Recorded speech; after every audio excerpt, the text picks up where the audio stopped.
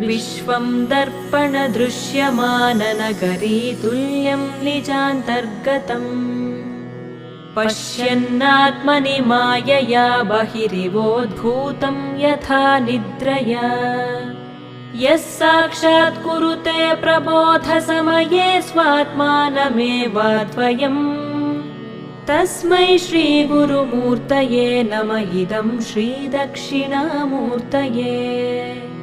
तस्मै श्रीगुरुमूर्तये नमः इदं श्रीदक्षिणामूर्तये बीजस्यान्तरिवाङ्कुरो जगदिदं प्राङ्निर्विकल्पं पुनः मायाकल्पितदेशकालकलना वैचित्र्यचित्रीकृतम्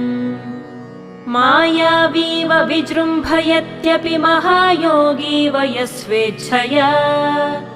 तस्मै श्रीगुरु